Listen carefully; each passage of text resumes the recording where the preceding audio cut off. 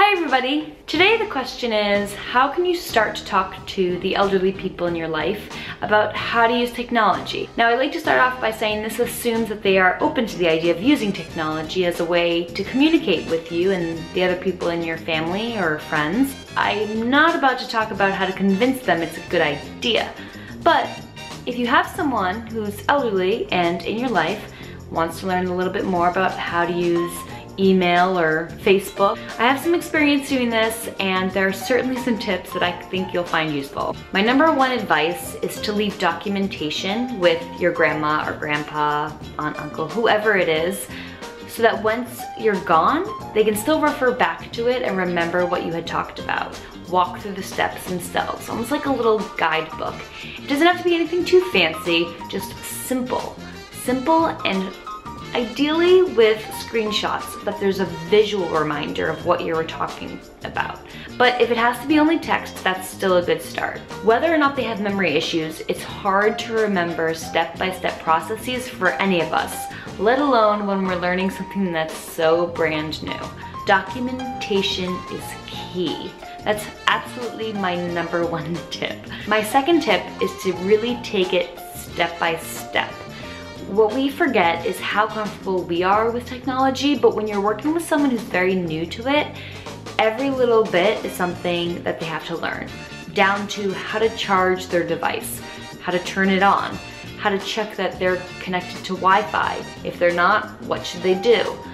Each little step to really set themselves up for success in using the piece of technology you're focused on is also important to review during your session. Third, you definitely want to focus on one particular benefit. So say you have a grandmother who wants to keep up with everyone's photos. Perhaps teaching them how to browse Facebook is a good idea.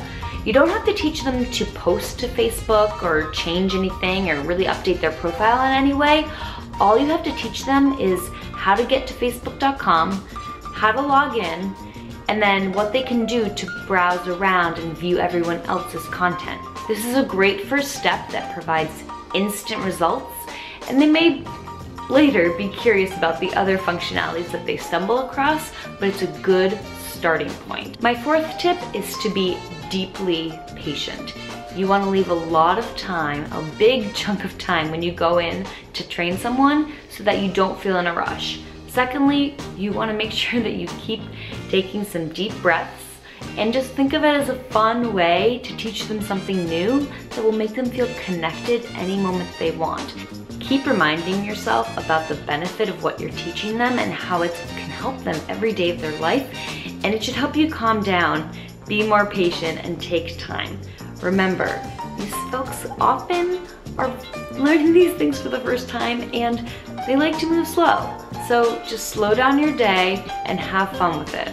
My last tip is to check whether or not they have resources in their area that can help them learn technology. Perhaps there's a center for adult education, or maybe you can hire someone to go visit them and teach them the tool that they're interested in learning. For instance, I work in the Boston area to train people on things like email and Facebook and Skype, the big key ones that help them stay connected with their families. I wanted to keep this video short so I could run through a few top tips, but if you have any questions, post them in the comments below, and I'll also leave a link so that you can reach out to me directly with your specific stories or questions.